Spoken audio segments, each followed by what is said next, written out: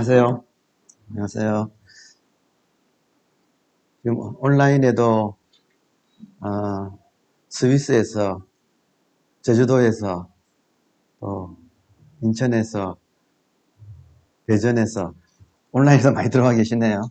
그리고 참석 못하신 분은 또 서울에서도 또 온라인으로 듣고 계시고, 네, 반갑습니다. 어느새 이제 그 에카르트 톨레의 삶으로 다시 떠오르기 12번째, 오늘 마지막 시간이 되겠네요. 네, 다음 주부터는 이어서 지금 이 순간을 살아라를 하겠습니다.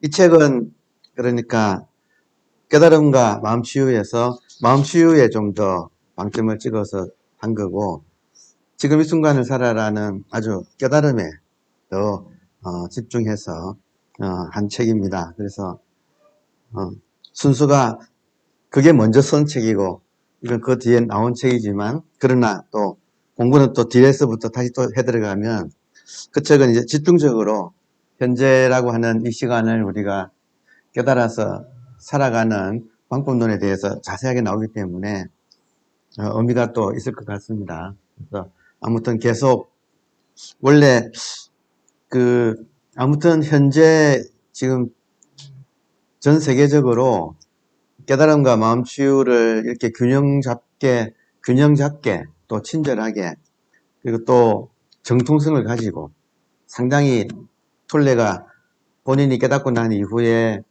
그 다방면의 독서를 통해서 상당히 균형을 잘 잡고 있거든요. 그래서 이런 책을 하여튼 만나서 함께 있는 것은 다시 돌아오기 어렵겠죠. 우리 생애에. 그러니까 참 소중하고 감사한 시간이 아닐까. 그래서 오늘 이제 마지막 10장에 지난주 다 못한 부분을 마저 이제 하겠습니다. 제 책은 361페이지인데, 깨어남과 외부로 향하는 운동. 여기에 이제 여기 이 부분도 상당히 좋지만 이제 마지막 단락을 읽어보도록 그렇게 하겠습니다.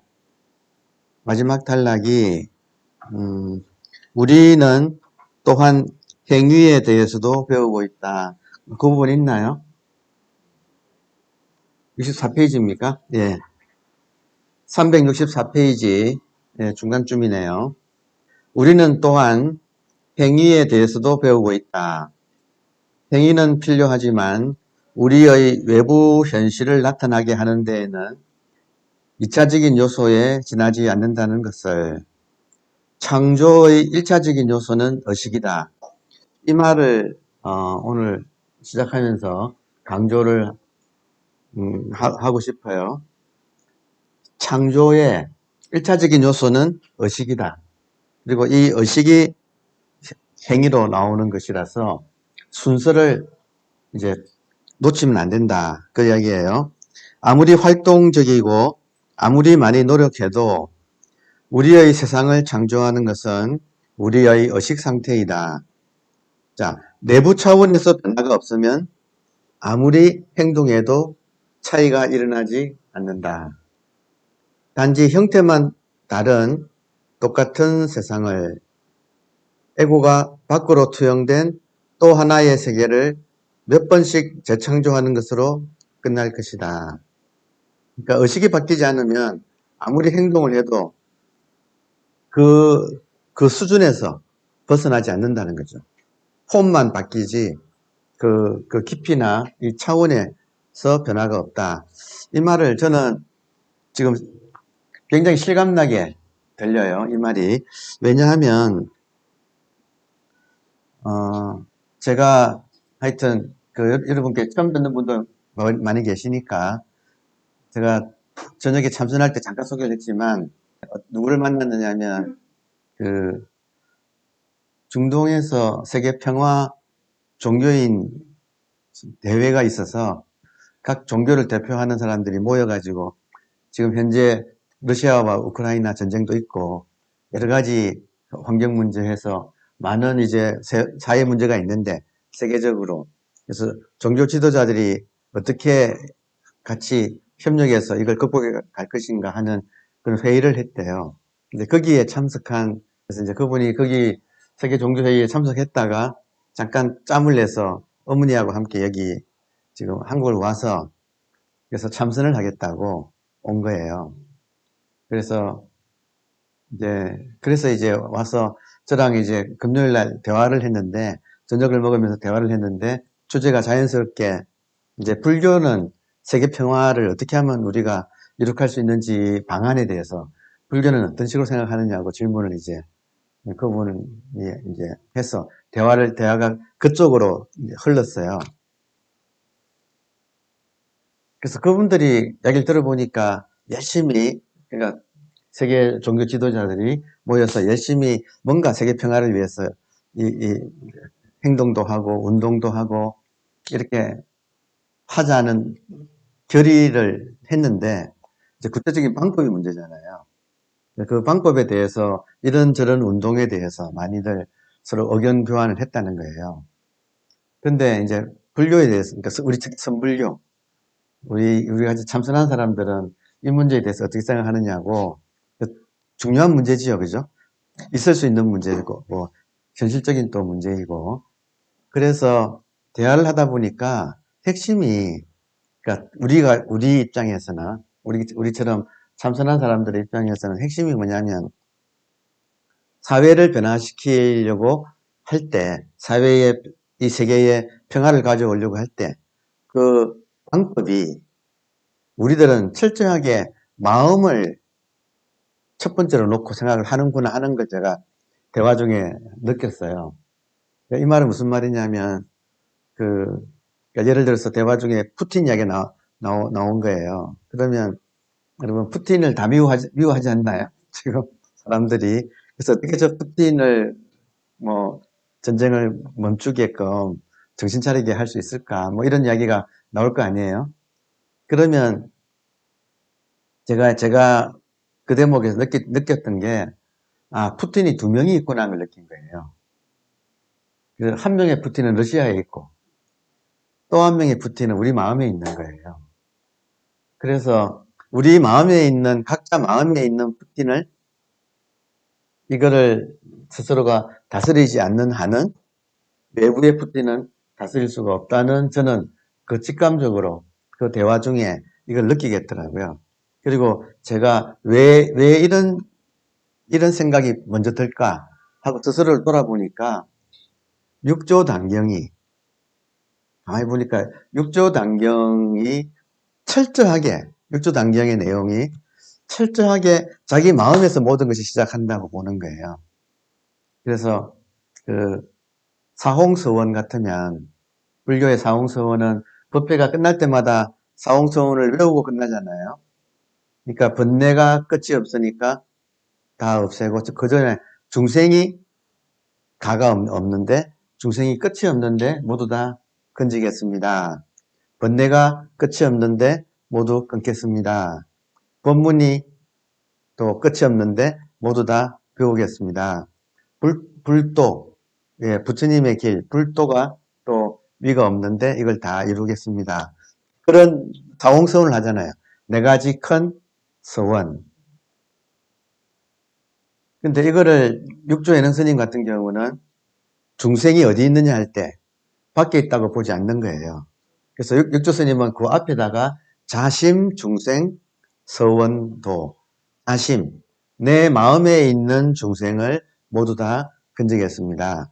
자심 번뇌, 서원당, 내 마음에 있는 모든 번뇌를 다 끊겠습니다. 그리고 재밌는 게 자성 법문, 서원 성, 서원학, 자성이 곧 법문이니까 이것을 모두가 공부를 내가 다 공부하겠습니다. 자성, 불도, 서원성. 자성이 불도이기 때문에 이걸 다 이루겠습니다. 그러니까 이렇게 그 사홍서원을 바깥에 대고 하는 게 아니라 철저하게 자기 마음에서 이걸 하는 거예요. 이 말 이해하시겠어요? 중생은 밖에 있는 게 아니라 내 마음에 중생이 있어서 내 마음의 중생을 모두 다 내가 제도하겠습니다. 번뇌가 내 마음에 있기 때문에 내 마음에 있는 번뇌를 다 내가 끊겠습니다. 그리고 우리들의 자성이 그대로 법문이기 때문에 이걸 다 배우겠습니다. 그 자성이 부처님의 길이기 때문에 이거를 내가 다 이루겠습니다. 하고 철저하게 자기 마음에서 사홍선을 다 한다. 이해되세요? 그래서 이것이 불교의 모든 교리에 다 적용이 되는 거예요. 그래서 바깥 이야기를 하지 않고 전부 자기 마음을 이야기하는, 이게 육조 스님의 철저한 입장이에요. 그리고 한국 불교가 조계종이지 않습니까? 육조 스님이 살았던 것이 조계니까, 그러니까 조계종이란 말은 육조 스님의 가르침을 근본으로 생각한다는 그런 뜻이니까, 생각해 보면 그 육조 스님의 입장은 철저하게 자기 마음에서 모든 것을 출발점으로 삼아서 자기 마음에서 해결이 되면 바깥 세계로 이게 확장이 되는. 그리고 생각해 보니까 저는 이게 더 현실성이 있다고 보이는 거예요. 자기 마음은 내버려 두고 바깥에 뭐 아무리 사회 정의를 뭐 평화를 아무리 외쳐도 그게 될까? 사람 마음들이 탐심에 가득 차 있고 이익에 그렇게 재빠르고 자본주의 이 시대에. 그래서 이제 그런 대화 중에서 제가 새삼 우리가 공부하고 있는 이 선불교의 파워를 느꼈어요, 저는. 그래서 직감적으로 뭐냐면 아무리 세계 종교 지도자들이 다 모여가지고 이 세계 평화를 위해서 아무리 건설적인 계획을 해도 저는 이거는 공투표다. 그렇게 하지 않은 적이 있었겠는가. 언제라도. 또 앞으로도 마찬가지고. 근데 인간 의식 수준이 높아지지 않는 한은 지금 이 문제는 평화는 어렵지 않는가. 다시 말하면 인간 개개인 안에서 마음의 평화가 이루어지지 않는 한은 바깥 외부 세계의 평화도 어렵지 않을까. 지금 우리가 자기를 돌아보면 뭐 한국인뿐만 아니고 전 세계적으로 다 조금씩 불안하지 않나요? 불안하고 갈등을 일으키지 않나요? 그것이 그대로 외부 세계에 투사된다는 거죠. 그러니까 이 부처님의 가르침이라고 하는 이 깨달음의 세계에서는 철저하게 이 마음, 외부 세계는, 그러니까 이 말씀을 드리고 싶은 거예요. 외부 세계는 우리 마음의 반영이에요. 우리 마음의 투사예요. 그러니까 프로젝션이라는, 영어로 쓴다면 이게 그대로 이게, 여러분 영상이 있잖아요. 극장 가서, 영화관 가서 영상기가 이렇게 탈 때 필름의 투사잖아요. 화면에 나타나는 모습은 필름의 투사잖아요. 필름은 우리 마음이고 이 스크린에 비치는 그 영상들은 이 세계의 모습인 거죠. 그러니까 이것이 어쩌면 불교의 통찰의 아주 핵심이 아닐까. 그래서 그 대화 중에 제가 뭐 시간이 많지 않으니까 뭐 대안까지 말을 할 수는 없었지만 저의 이제 그 대화에서 저의 입장에서는 저절로 스스로 이제 비춰봐지니까요, 자기가.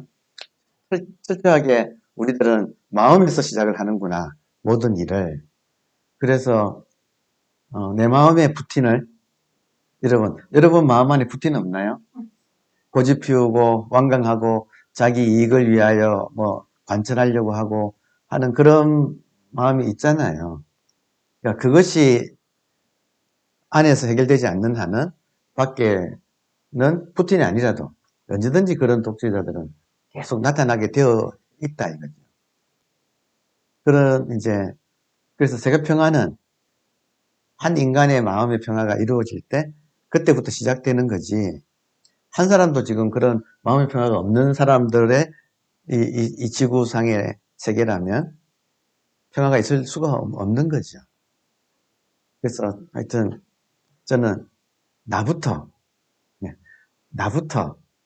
마음의 평화가 와야 차근차근 세계 평화가 번져가서 이 등불이 등불로 다른 등불로 이렇게 이어져 가지고 이게 되는 거지. 내 마음을 안 돌아보고 바깥으로 뭐 거창한 도덕을 세우고 무슨 뭐 평화의 무슨 강령을 세우고 이걸 실천하자고 아무리 운동을 해도 이루어지지 않을 거다 하는 그런 취지로 저는 이야기를 했어요. 그랬더니 생각을 처음 듣는 이야기라고 하면서 생각을 좀 해보겠다고 이제 그랬거든요. 그러니까 이게 원리가 즉흥적으로 일어난 일이거든요. 그냥 대화에서. 근데 보니까 항상 원리가 우리들은 내 마음의 투영이 이 세계에 나타나는 거라고 하는 요점이 불교의 이 깨달음의 세계에 아주 정말 중요한 핵심이다. 왜냐하면 중생이라고 하는 것은 여러분 육조스님 같이 마음이 열린 사람한테는 항상 이 자기 의식이 이렇게 분명한 사람한테는 모든 것이 자기 속에 있지 않을까요? 그럼 바깥에 중생이 바깥에 있느냐 이거예요. 전부 내 마음 속인데 전체가. 그러니까 지금 내 마음 속에 중생이 있고 그 중생을 건지는 거지. 그래서 어떤 의미로는 가능하다는 거예요. 그리고 실제로 이제 뭐 금강경에서 부처님께서는 그 가능한 방법을 또 제시를 했는데 지금 그까지 이야기하면 너무 길어지니까 이야기는 여기서 그치겠습니다만은 뜻밖에도 오늘 톨레가 방금 읽은 대목 다시 한번 읽어볼게요. 이런 맥락에서 그 단락을 다시 읽어보겠습니다. 우리는 또한 행위에 대해서도 배우고 있다. 그러니까 세계 평화를 어떻게 하면 이룩할 것인가 하는 데 대해서도 배우고 있다. 세계 평화를 위한 운동은 필요하지만 우리의 외부 현실을 나타나게 하는 데는 이차적인 요소에 지나지 않는다는 것을. 그러니까 아무리 운동을 하는 그 이차적이다. 창조의 일차적인 요소는 의식이다. 아무리 활동적이고 아무리 노력을 해도 우리의 세상을 창조하는 것은 우리의 의식 상태이다. 그래서 내부 차원에서 변화가 없으면 아무리 행동해도 차이가 일어나지 않는다. 그러니까 요 말이 내부에서 먼저 변화되지 않으면 외부 세계는 변화하지 않는다는 거. 그러니까 이게 사실은 이런 종교 지도자들이 정말 가슴 깊이 새겨야 될 거예요. 그러니까 한 명 한 명이 양심껏 자기 마음에서 평화가 있는가 없는가를 살펴야지. 그거는 두고 막 평화를 구호를 외쳐가지고 뭐 무슨 운동을 하자고 아무리 해봤자 그것은 공연불에 지나지 않을 거다. 톨레도 지적을 해놨지요, 그죠? 그러니까 이 대목이 마침 제가 그저께 대화한 대목하고 바로 연결되어서 여러분께 그대로 소개를 했습니다. 자, 이 말은 다른 말로 하면 나한테도 적용돼요. 지금 방금 이 말은 나한테도 적용이 돼요. 그래서 내가 살고 있는 세상이 불만족스럽고 뭔가 자꾸 바꾸고 싶으면 자기 마음부터 들여다보라는 거죠. 자기 마음이 불만족하니까 이 세계가 불만족하게 보이는 거고, 이 세계가 안 바뀌는 것은 자기 마음이 안 바뀌기 때문에 이 세계가 안 바뀌는 거죠. 그래서 내 마음을 바꾸면 이 세계가 바뀐다는 놀라운 사실을 우리가 지금 배우고 있습니다. 자, 그 다음에 이제 10장의 마지막 대목에서 제일 이제 중요한 부분이 의식이니까 결국. 그래서 결론이 뭐냐 할 때 의식이잖아요. 그러니까 이 의식에 대한 이제 톨레의 진술을 우리가 한번 공부해 보겠습니다. 의식은 이미 자신을 의식하고 있다. 그것은 나타나지 않은 것, 영원한 것이다. 그러나 우주는 서서히 의식이 깨어날 뿐이다. 의식 그 자체는 시간을 초월해 있으며 진화하지 않는다. 태어나지도 않고 죽지도 않는다. 의식이 우주라는 현상계로 나타나면 그것은 시간에 종속되고 진화 과정을 겪는 것처럼 보인다. 어떤 인간의 마음도 이 과정의 이유를 완전히 이해하지 못한다. 하지만 자기 자신 안에서 그것을 잠깐 들여다보고 그 속에 의식적인 참여자가 될 수는 있다. 일단 의식에 대한 정의를 이렇게 던졌네요. 맞는 말이에요. 의식은 이미 자신을 의식하고 있어요. 그런데 의식이 스스로는 완벽하지만 그 완벽한 의식이 현상계로 드러날 때, 우리 이제 특히 인간을 통해서 드러날 때 처음에 뭔가 인간의 어떤 착오가 있었어요. 그래서 그 착오를 바로잡는 것이 지금 우리의 공부예요. 그래서 지금 앞부분하고 조금 전에 읽었던 거하고 이거하고 의식하고 연결되니까 저한테서는 여러분께 이 책을 읽으면서 결론이 뭐냐고 할 때, 지금 조금 전에 세계를 변화시키려면 내 마음이 먼저 변화되어야 한다. 그거 하고, 또 지금 결국은 의식은 스스로를 의식하고 있고, 완벽한데, 이것을 우리가 현상계에 드러난 상태에서는 이것이 완벽하게 구현되지 못하고 있는 상태라는 거죠. 지금. 그래서 어떻게 이걸 바로잡을 것인가의 문제가 핵심 문제다. 여기까지 따라오십니까? 예. 그러면 제가 오늘 아침에 일어나서 이제 여러분께 오늘 마지막 시간인데 저는 항상 그런 생각을 하거든요. 그래서 어쩌자는 거냐. 이 책을 이제 우리가 12번 이렇게 12주에 걸쳐서 공부를 했는데 그래서 결론이 뭐냐. 그래서 어쩌자는 거냐고 이렇게 할 때는 저는 부처님이 떠올랐어요.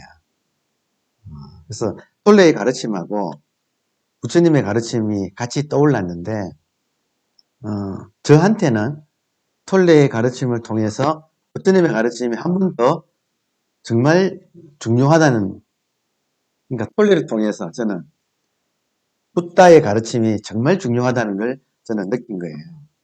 그래서 이제 왜 그러냐면 지금 그래서 어쩌자는 거냐 할 때 부처님께서는 그래서 이러자 하고 결론을 내려주셨다는 걸 제가 알겠는 거예요. 그러니까 이렇게 지금 한 권의 두 권책이잖아요. 근데 이거를 부처님께서는 딱 요약을 해가지고 정말 우리가 알아듣기 쉽고 외우기 쉽고 실천하기 쉽게 딱 요약을 해가서 남겼구나 하는 그거를 저는 느낀 거예요.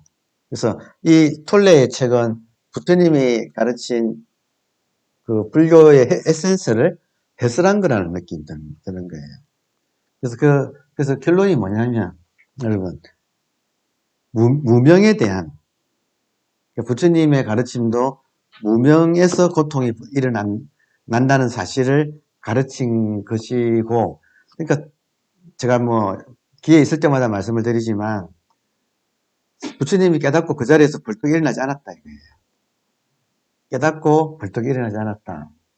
깨닫고 이 깨달음을 다른 사람한테 전해야겠는데 어떻게 하면 이거를 일목요연하게 요점을 잡아가지고 전할까? 그걸 고심했던 것 같아요. 실제로. 그래서 부처님께서 당신의 깨달음으로 본 지금 방금 이야기 의식은 완벽한데 현상계에서의 인간은 이 착각에 떨어져 가지고 이 완벽한 의식을 제대로 못 쓰고 있는데 어떻게 하면 다시 완벽한 의식을 되돌릴 수 있을까 하는 그 부분에 대한 그게 꼭 핵심이잖아요. 그 방법론을 부처님은 1749 49일 동안 보리수 아래에서 안 일어서고 계속 일주일 단위를 끌어가지고 7번, 일주일을 7번 계속 숙고하면서 당신의 가르침을 요약을 해서 사람들한테 완성시켜서 이제 내놓기 위한 준비를 하셨구나.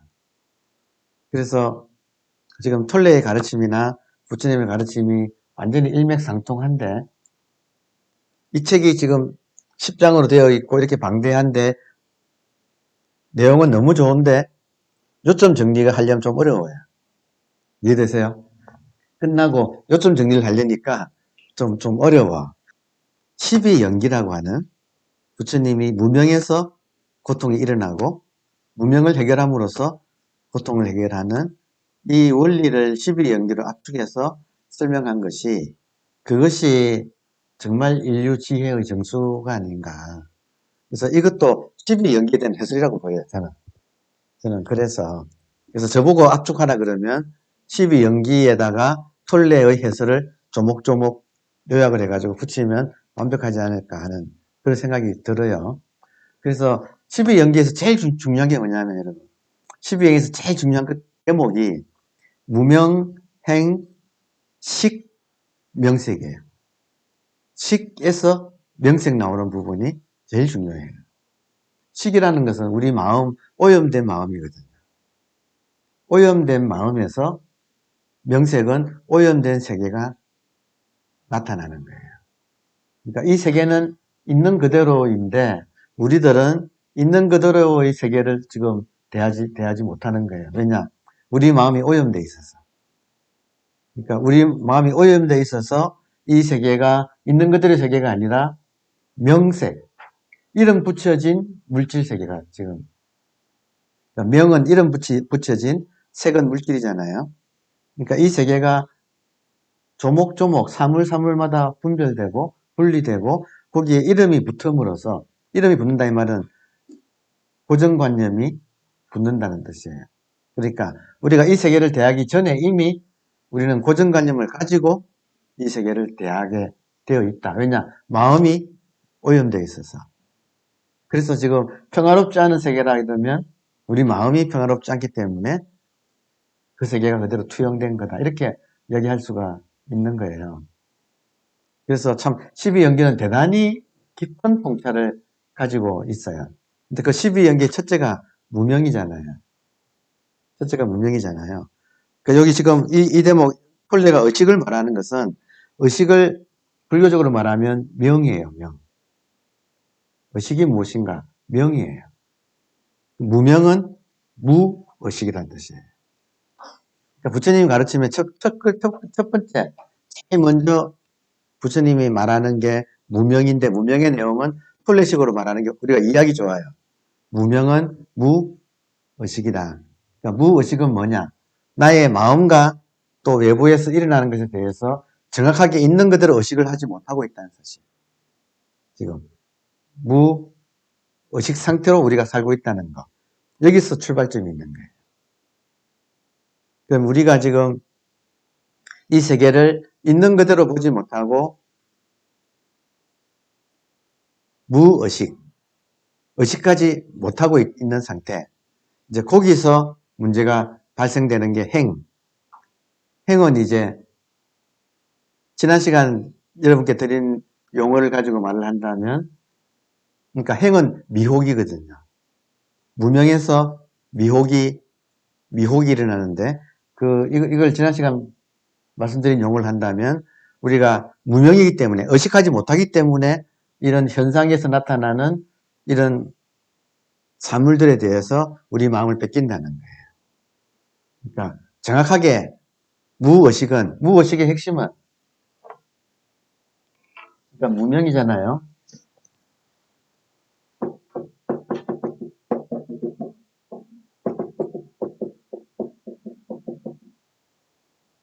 무명은 곧 무의식인데, 무의식의 핵심은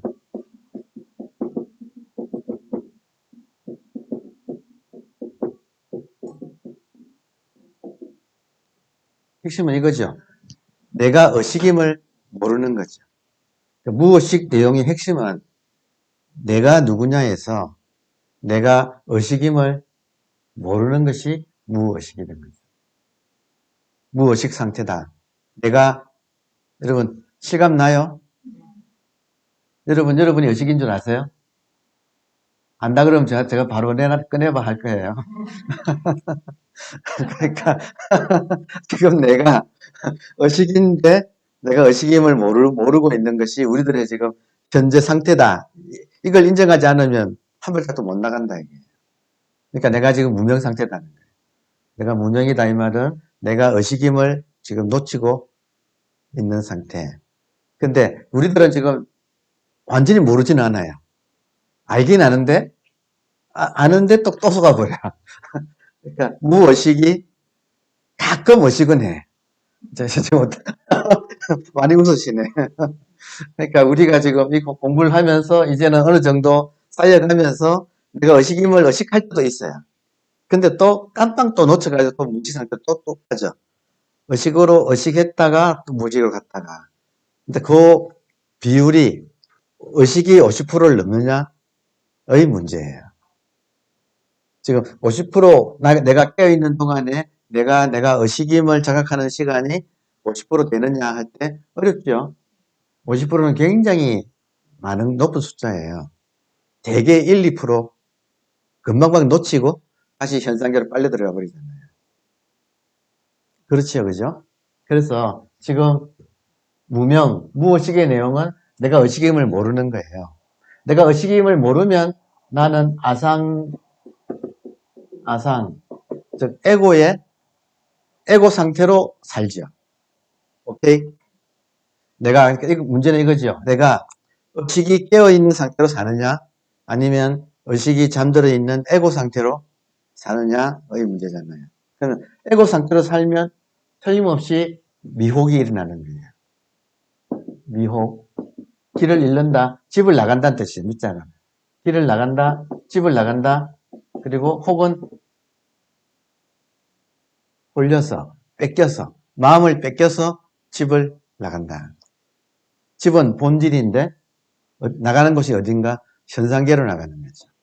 그러니까 우리 마음은 자기가 의식인데 의식의 집에서 가만히 있지 못하고 현상계로 나왔다가 빨리 일을 마치면 돌아가야 되는데 나왔다가 자기가 의식임을 까먹어버리고 현상계에서 길을 잃어가지고 미아가 돼서 지금 떠도는 상태.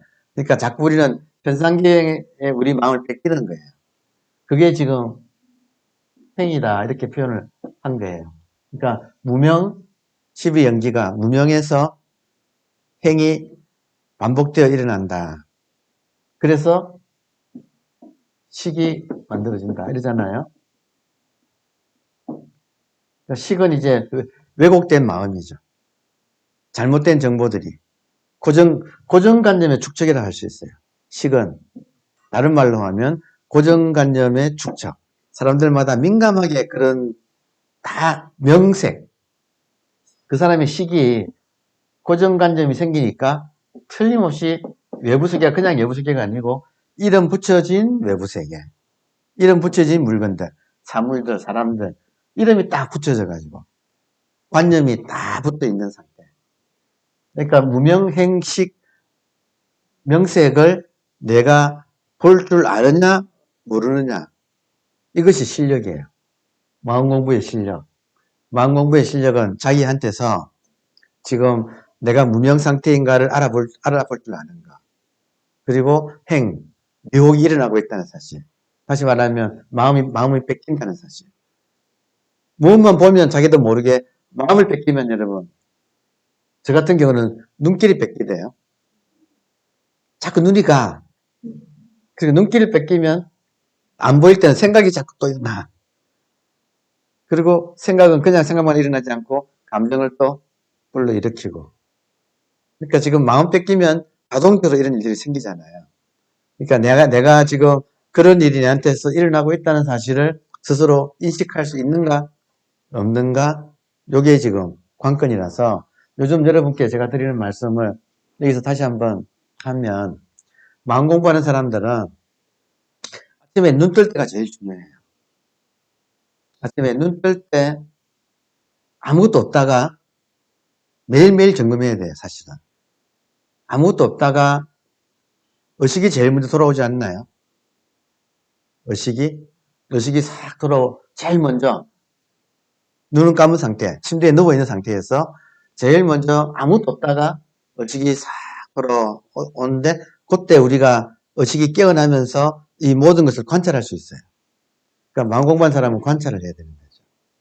그럼 의식이 돌아오고 그 상태에서 하여튼 새소리가 저는 가장 먼저 되게 들리거든요. 그러니까 새소리가 들리면서 그 새소리 나는 곳하고 나 사이에 공간감이 생기면서 공간이 벌어지고 또 이 새소리가 지나가면서 시간이 흐른다고 하는 시간이 벌어지고 그러니까 아무것도 없다가 의식이 제일 먼저 들어오고 그 텅 빈 의식 속에 새소리가 나면서 시간이 생기고 공간이 생기고 시간감이 생기고 공간감이 생기고 그러면서 또 한 생각이 또 이렇게 일어나고 저 같은 경우는 오늘도 하더라. 어젯밤에 자기 전에 좀 음악을 좀 듣고 잤는데 그 멜로디가 또 아침에 이렇게 떠오르는 거예요. 그러니까 생각 이런 감정 같은 것이 싹 떠오르면서 눈을 뜨면 이 또 사물들이 이렇게 눈앞에 싹 나타나는 거죠. 그러니까 생각해 보시면 잠잘 때는 아무것도 없다가 의식이 제일 먼저 출현하고 의식의 공간 속에 이제 소리가 나타나고 그럼 시공간이 벌어지고 안에서는 생각, 감정이 일어났다가 사라지고 눈 뜨면 밖에 사물들이 나타났다가 사라지고 있어요.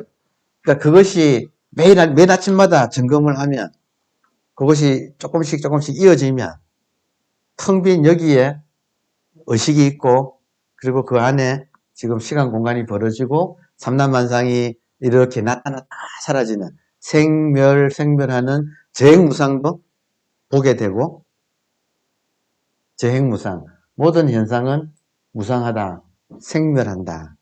그러니까 이 현상계가 잘 이제 지각하게 되고, 또 그것들이 일어나고 있는 법칙 공간은 그대로, 여전히 그대로 지금 고스란히 계속 이어지고 있고. 그러니까 이런 점을 이제 우리가 수행 삼아서 이렇게 체크를 해보는 거죠. 그러다가 이제 여기 나오느라고 또 막 뭐 샤워하고 막 뭐 먹고 하면서 그게 또 했다가 또 한숨 돌리면서는 또 그 자각이 또 돌아오고, 놓쳤다가 돌아오고, 그것을 무의식 상태가, 이 공부하기 전에는 100% 무의식 상태에서 살다가 돌아올 때마다 의식 상태다 이거예요. 그러니까 그것이 자꾸 시간이 길어지고, 그걸 자꾸 우리가 의식적으로 이렇게 해서 챙겨나가면서 이 시간을 늘려가는 게 마음 공부다. 그러니까 뭔가를 본질이 의식이구나 하는 걸 알았다고 해서 끝나느냐? 천만에 만만해. 그건 아무런 힘이 없다. 그게 아니라 자기에서. 그래서 지금 만약에 조금 전에 시작할 때 죽빛 쳤잖아요. 죽빛 쳐고 한 3분 우리가 입정했잖아요. 똑같은 거죠. 그 순간에도 눈 뜰 때 관찰하던 그것이 있으면 그 순간에 똑같이 관찰이 되는 거예요. 그러니까 언제라도 내가 중간에 커피 한 잔 마실 때도 그 순간 모든 것이 관찰이 되고 있는 거예요. 몇 순간 관찰한다. 그럼 그 관찰이 현상계와 본질이 이렇게 관찰되고, 특히 이제 관찰을 이어나가면 재밌는 것은 현상은 왔다 가잖아요. 왔다 가잖아요. 근데 왔다 가는데 그 왔다 가고 가는 현상 사이에 관찰의 힘이 강하면 어느 순간 왔다가 갔는데 아직 안 올 때가 있어요.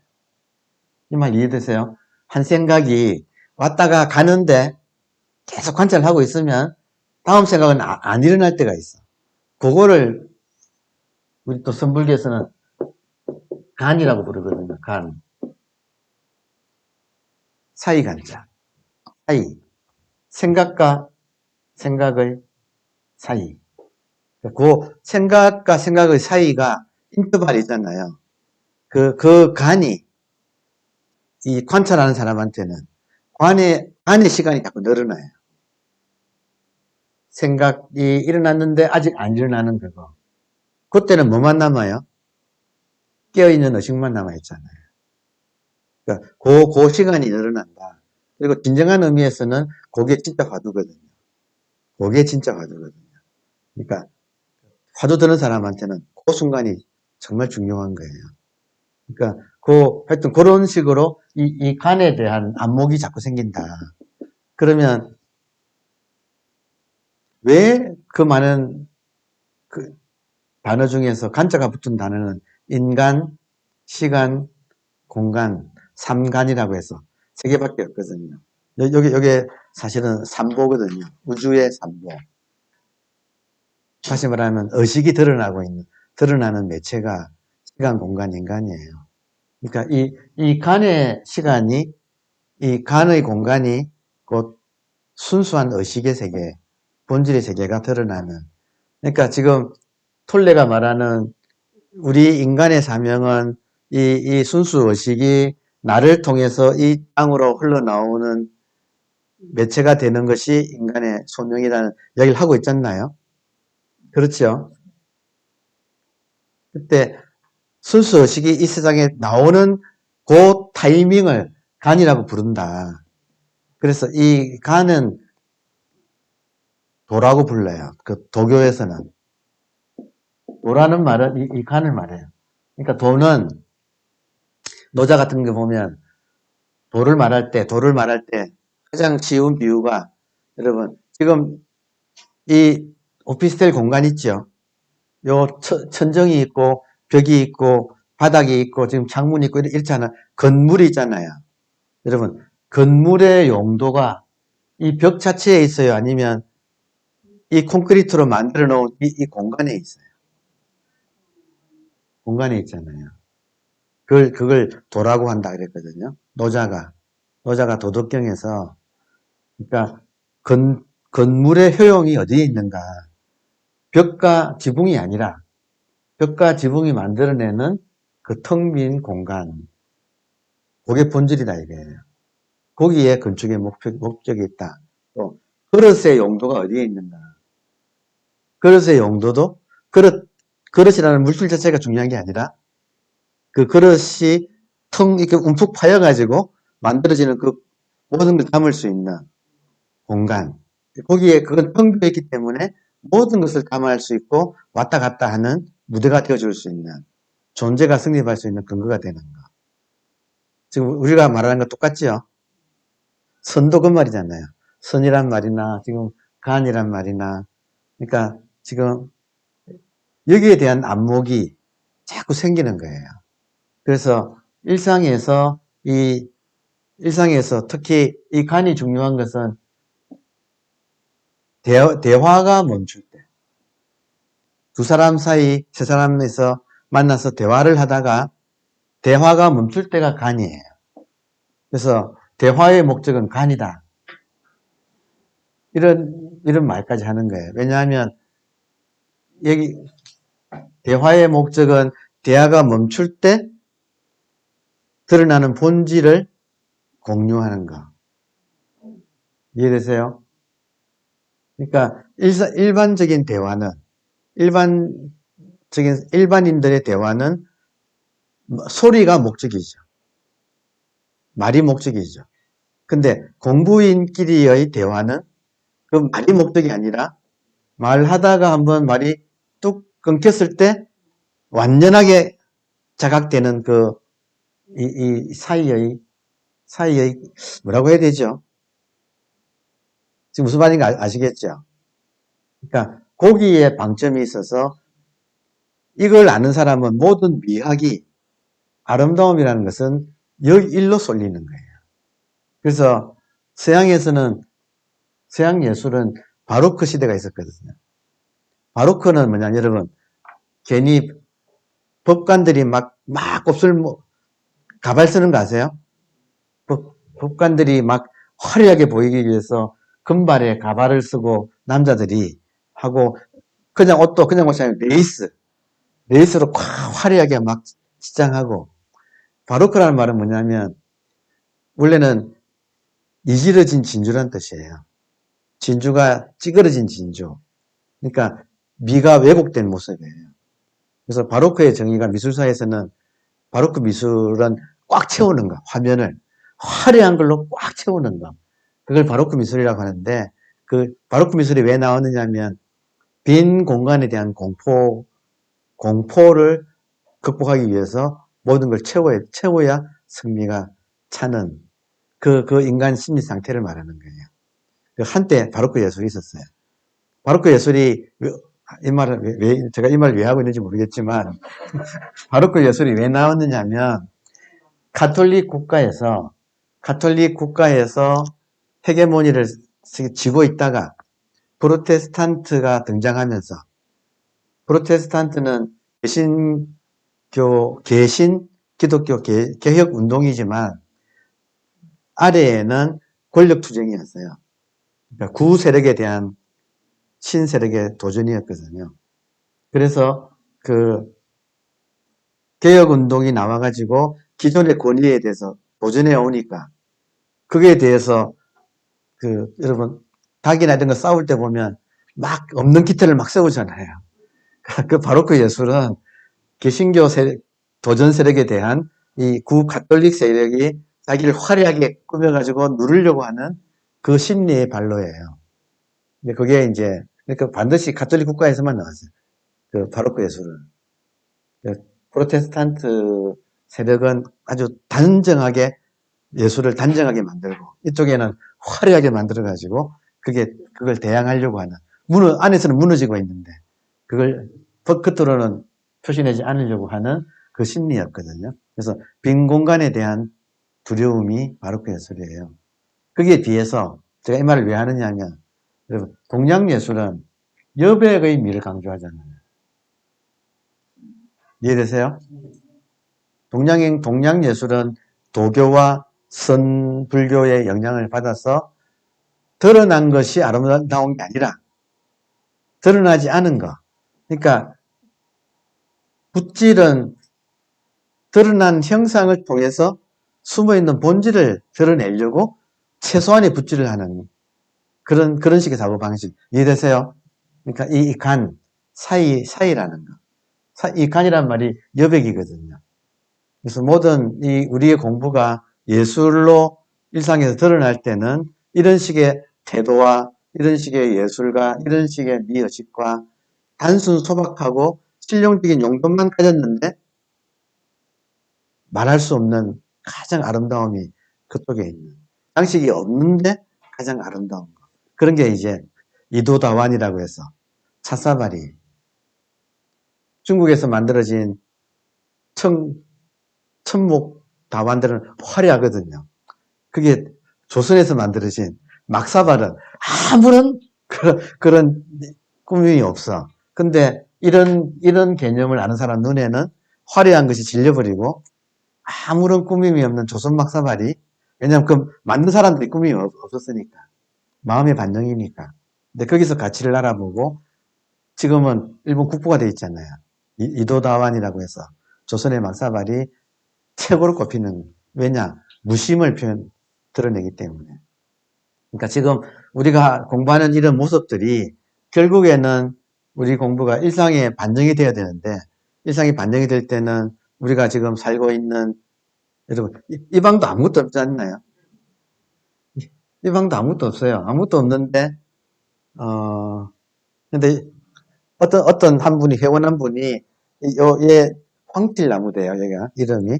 얘 껍데기 벗기면 노란 물감이 나오나 봐요. 오칠 그러잖아요. 까만색, 오칠, 황칠. 그런데, 그분이 선방에 나무를 하나 선물해야겠는데, 뭐 어떤 나무를 한번 선물하면 좋을까, 어울릴까 해가지고 돌아다니면서 골랐대요. 딱 마음에 들더래요. 근데 내 마음에 더 들어. 지금 모든 걸 생략하고 여백이, 풍부하게 여백이 있는 최소한의 모양만 두고 싹 이렇게 있는 이런 것이 어울리지 않나요? 그러니까 이런 안목을 말한다는 거죠. 그러니까 우리가 삶을 살 때 정말 중요한 것은 보이지 않는 것. 본질, 진득에서 말하는 의식. 그 의식을 우리가 의식하는 삶. 그러면 의식에서 모든 것이 이미 충족되기 때문에 따로 이 현상에서 화려할 필요가 없어지는 거. 이해되세요? 그러니까 그게 생활 방식으로 드러나고, 그게 라이프 스타일로 드러나고, 또 아트 스타일로 드러나고. 그러니까 그런 것이 이렇게 쭉 우리 공부가 성숙되어서 이렇게 대중화되고 문화화되고 사회화되는 모습들이다 이거예요. 그러니까 그런 것이 저변에 깔려갈수록 인간 의식은 무의식에서 의식으로 돌아오고, 왜냐하면 그걸 보면 의식이 자각되니까 돌아오면서 그게 이제 성숙한 인간 의식이 성숙해져서 많은 사람들이 공유할 때 이 사회가 평화로워지는 거지. 그런 거는 내버려 두고 그냥 뭐 구호만 외치고 뭐 도덕 강령을 세워서 실천하자고 아무리 외쳐봐도 내면은 공허해서 바로크다 이거예요. 바로크는 내면이 공허하다는 뜻이에요. 그게 아니라 착실하게 부처님 말씀대로 진짜 무의식을 의식으로 전환하는 것. 언제? 이 순간. 매 순간순간 내가 무의식 상태에서 사느냐 아니면 의식 상태에서 사느냐. 의식 상태에서 산다는 건 간단한 거 아니에요? 안에서 내면에서 생각 감정이 어떻게 일어나고 있는가를 자각하는 거. 밖에서 이런 일들이 어떻게 벌어지는가를 자각하는 거. 자각을 못한다는 건 무슨 말이에요? 무의식이라는 건 무슨 말이에요? 지금 마음을 뺏기잖아요. 그죠? 미혹하잖아요. 마음을 뺏기지 않고 있다는 상태가 의식의 상태잖아요. 오케이? 무의식은 마음을 뺏기는 상태고, 의식은 마음을 뺏기지 않는 상태잖아요. 그래서 마음을 뺏기지 않는 상태를 우리 동양에서는 뭐라고 부르느냐? 천수, 천안이라고 부른다. 이거예요. 마음을 뺏기지 않아야 다 볼 수 있다 이거예요. 안팎을 다. 밖에서 전체를 볼 수 있고 안에서 생각, 감정이 일어나는 것도 볼 수 있고. 내가 만약에 어딘가에 마음을 뺏겼으면 안 보이죠? 여러분 뭐 당연하지 않나요?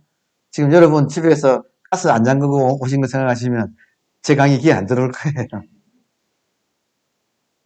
그러니까 마음을 이 순간 내가 뺏기고 있느냐 안 뺏기고 있느냐 이게 핵심이고, 마음을 안 뺏기고 있는 상태를 뭐라고 부르느냐, 천수천안이다. 눈이 청결해서 다 본다. 마음을 뺏기면 하나도 못 보는데 마음을 뺏기지 않은 상태라면 다 본다. 그러니까 눈이 청개다. 그럼 눈이 청개면 상황에 따라서 즉각적인 지혜가 일어난다. 손이 청개다. 지혜가 일어나서 대처할 수 있는 힘이, 뭐든지 다 대처할 수 있다. 그러니까 천수천안이라는 이런 말이나 혹은 마조를 말할 때, 마조 스님은 어떤 사람이었는가? 마조의 그 빗속에 마조 행장이 있거든요. 마조 행장에 마조 조사는 눈은 호랑이 같고 걸음걸이는 소와 같았다. 우보, 소의 걸음에 호시, 호랑이의 시선이었다. 그러니까 행동은 여유만만한 거예요. 그냥 느릿느릿 그냥 뭐 무위 함이 없는. 근데 눈은 항상 전체를 보고 있어가지고 호랑이 눈처럼 항상 안팎으로 명확하게 눈이 떠져 있었다. 이 말은 의식이 깨어 있다 이 말이잖아요. 그러니까 이런 말들이 비유해서 한 말이지만, 행동 거지는 소처럼 느릿느릿한데 눈은 호랑이처럼 깨어 있었다. 그러니까 이게 지금 천수천안의 모습하고 같다는 거예요. 그러니까 전체를 다 살피고 있고, 그리고 함이 없지만 필요할 때는 즉각적으로 대처의 지혜가 나온다는 거죠. 그러니까 그렇게 살아가는 삶이 지금 우리가 무의식에서 의식으로 바꾸면 그런 식으로 바뀌는 거. 그래서 뭐 더 이상 설명을 안 하겠습니다만은, 여러분 제가 말씀드렸죠. 제 취미는 CV 연기를 계속 복귀하는 거예요. 시간 날 때마다 앉아서 그때마다 내용이 달라져요. 계속 업데이트가 돼요. CV 연기가 제가 이렇게 돌이킬 때마다 내용이 풍부해져. 그래서 아마 8만 대장경이 그렇게 쓰여지는 것 같아요. 사실 12연계에 대한 해석이 8만 대장경이에요. 그게 불교예요. 그리고 그런 점에서 깨달음이라는 것도 들뜨지 말고 철저하게 자기의 현 상태를 자각해서, 내가 무의식 상태라면 이거를 지금 어떻게 이 순간 내가 다시 깨어날 것인가, 그러니까 여기서 공부를 하는 거지 미래의 수행을 미루지 말자.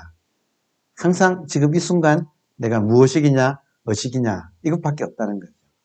그리스의 스파르타 병사 300명이 페르시아 군대 몇만 명을 막았다. 어떻게 가능하냐? 협곡에서. 이쪽은 바다고, 지중해 바다고, 이쪽은 이제 산비탈이라서 좁은 협곡에서 300명이 수만 군대를 막았다. 협곡에서 싸우면 아무리 막강한 적이라도 1대1로 상대할 수 있다. 협곡이 어디냐? 지금 이 순간이다. 모든 사람이 사실은 지금 이 순간밖에 살 수 없기 때문에 알고 보면 협곡에서 싸우는 거다. 우리가 번뇌가 아무리 많고 무명이 아무리 두껍고 해도 결국에는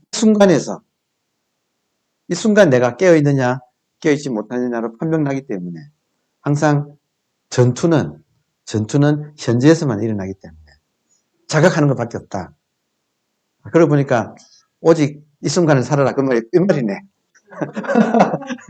다음에 공부할 책에 그 메시지가 지금 이 말이네요. 그죠?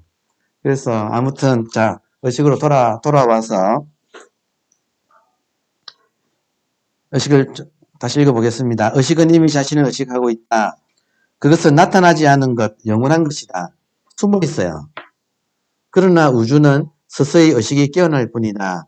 의식 그 자체는 시간을 초월해 있으며 진화하지 않는다. 태어나지도 않고 죽지도 않는다. 의식이 우주라는 현상계로 나타나면 그것은 시간에 종속되고 진화 과정을 겪는 것처럼 보인다. 어떤 인간의 마음도 이 과정의 이유를 완전히 이해하지 못한다. 하지만 자기 자신 안에서 의식을 잠깐 본질을 들여다보고 그 속에 적극적인 참여자가 될 수는 있다. 이게 마음공부인의 태도예요. 자기 속의 본질인 의식을 자각하고 그 의식에 참여하는 것. 그 의식의 흐름을 타는 것. 하여튼 저 용두관음처럼 용머리를 타고 있는 관세음보살처럼 지금 우리 안에 일어나고 있는 이 순간 일어나고 있는 이 본질 이걸 자각하고 그게 타고 갈 수는 있다. 의식은 형상의 일어난 뒤에 있는 지성, 즉 조직화 원리이다. 그러니까 이 형상이 조직화되는 원리가 의식이다 이 말인데 여러분 형상이 조직화되는 원리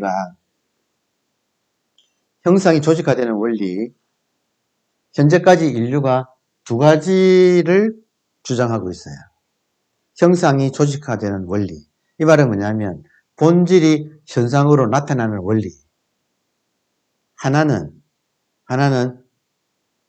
아리안족의 공통적인 사고방식인 원형과 복사라는 거예요.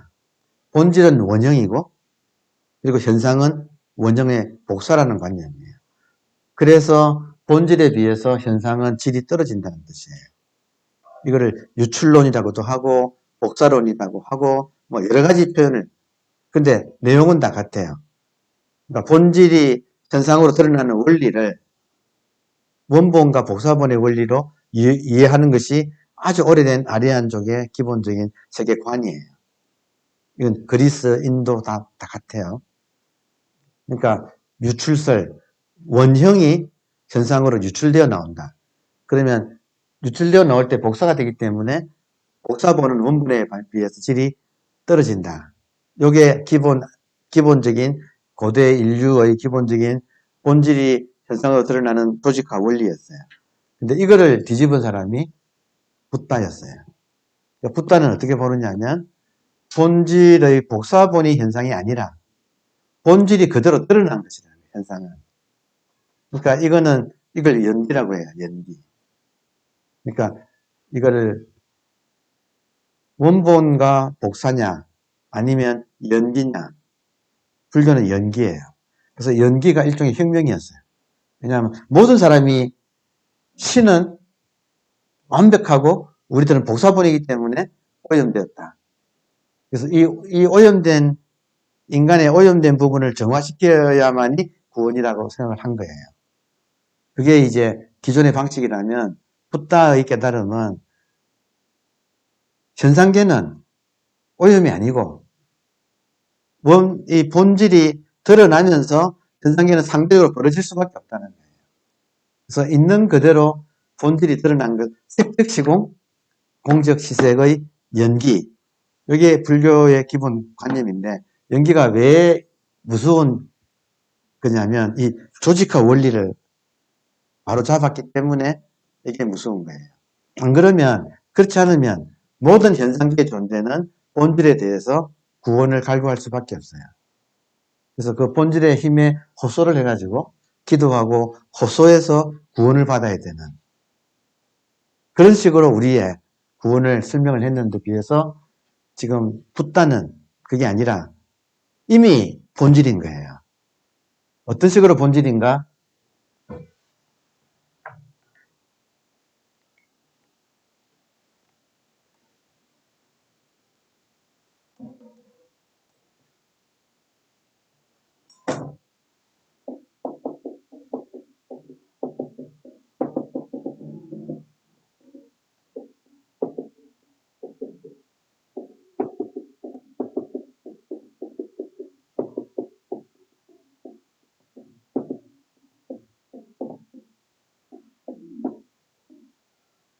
그러니까 이게 그토록 중요한 이유가 만약에 본다면 재상은 현상이에요.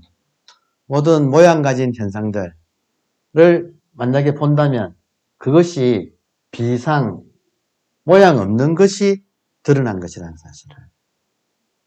그러니까 지금 모양 가진 것이 여기에 있는 그대로 본질이 이렇게 드러난 것이라는 거예요. 그러니까 같이 본다 이거예요. 재상은 드러난 거고 비상은 지금 숨은 것, 언현, 숨어있는 것과 현, 드러난 것이 동시라는 이 사실을 약견, 만약에 본다면 적견, 열애, 바로 열애를 보는 것이다. 그래서 이때 열애의 내용을 중도라고 할 수 있어요. 이게 중도를 보는 것이다. 그러니까 지금 아까 제가 의식이다 표현했잖아요.